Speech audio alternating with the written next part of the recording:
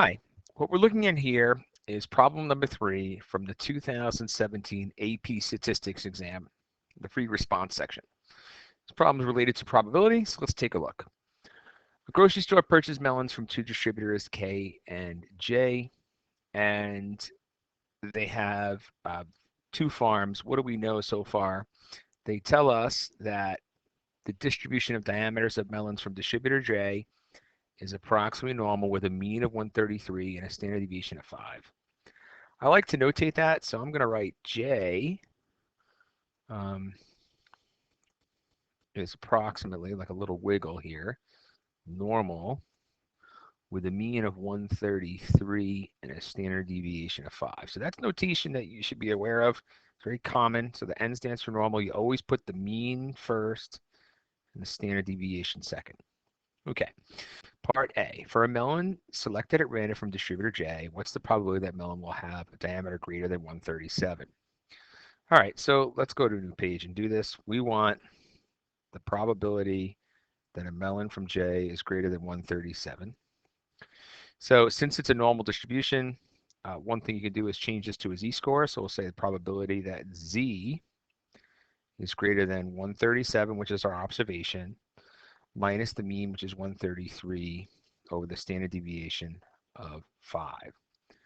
So if you take a minute to type that into your calculator, you end up getting 4 over 5, or 0.8. So we really want the probability that z is greater than 0.8.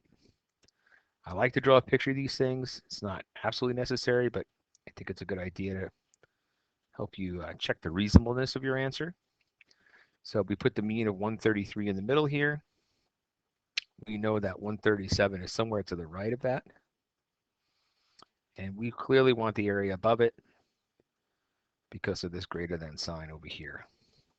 So that's what we're looking for. All right, and we know that this is exactly 0.8 standard deviations above the mean.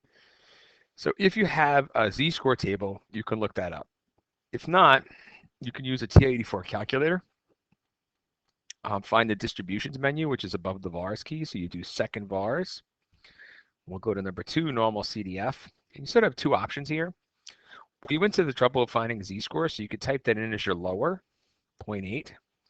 So we're doing normal CDF. We can put a 0.8 first, comma, some huge number, comma, mean of 0, standard deviation of 1. Now, it might seem like I have that incorrect, but once you convert your observation to a z-score, the mean of all z-scores is always 0, and the standard deviation of all z-scores is always 1. The reason for that is when you subtract the mean, you recenter your distribution at the mean. And then when you divide by the standard deviation, you dilate it so that the standard deviation becomes 1. All right, so if we typed it in, we get this area in the tail is about 0.2119. Another option would have just been, instead of using the z-score, you could have done normal CDF. You could have put the 137 there, some big number again, put the mean of 137 and the standard deviation, the mean of 133 and the standard deviation of 5. And in the background of the calculator notes how to compute a z-score anyway. So you're good. All right, let's go back to the problem. Let's take a look at it and read this and see what else they want us to do. Matter of fact, I wrote all over it, so let's go to a new page and paste another copy of it. There we go. So it says here there's distributor K. We're going to learn about distributor K now. Distributor K provides melons from non-organic farms.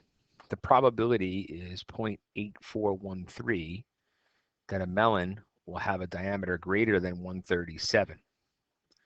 For all the melons at the grocery store, actually, let's just make a note of that. So the probability that K is greater than 137 is 0.8413. And we found out a moment ago that the probability that J is greater than 137, if we just remind ourselves back over here, we found that probability to be, let's not lose track of it, there's so much stuff going on, right there, 0.2119.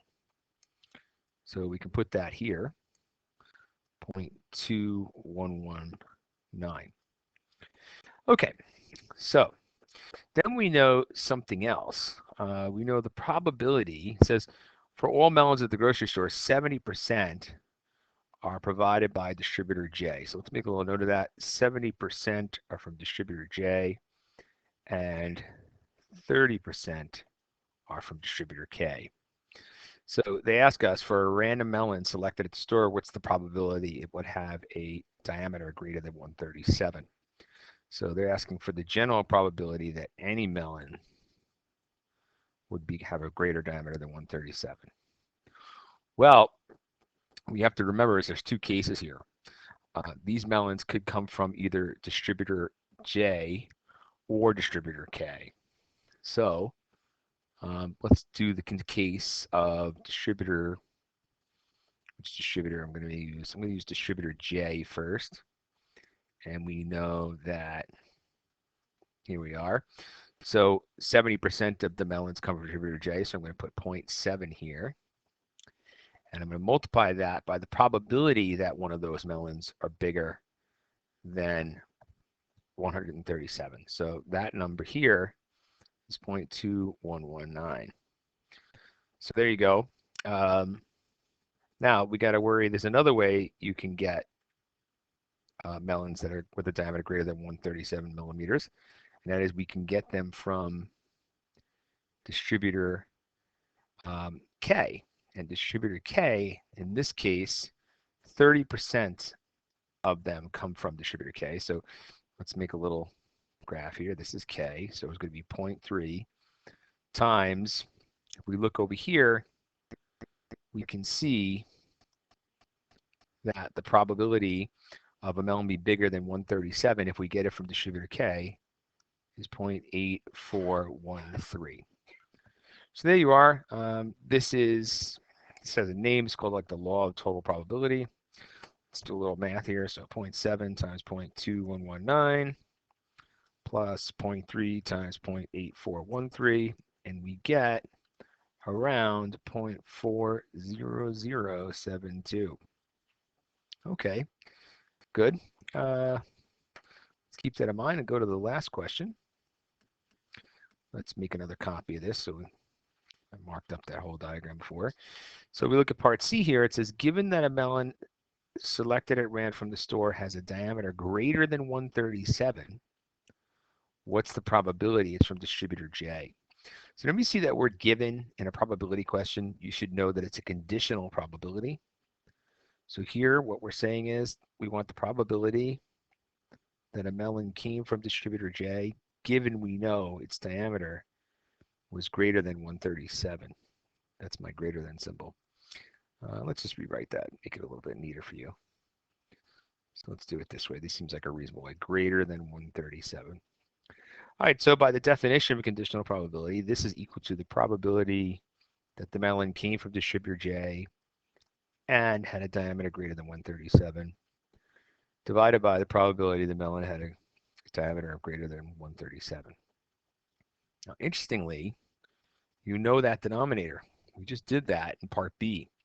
So this is one of those problems where if you're working on part B, like we did before, and we did all this work, and we got a probability of 0.40072, if it happened to be incorrect, but you used it correctly in this next part of the question we're doing, you would still get credit for the work here.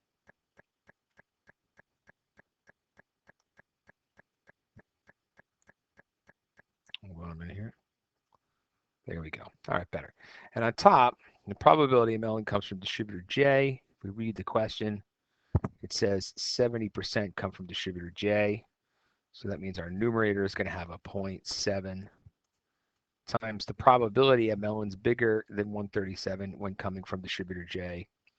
We found that answer in part A. So if we look back, what did we say that answer was? Oh, we did all the work here. Oh, there we go. So it was that 0.2119 number. So we'll do that here, 0.2119. And all else left to do is to multiply the numerators and divide. So 0.7 times 0.2119 divided by 0.40072. and you should get around 0.3702. Okay, great. Thanks for watching.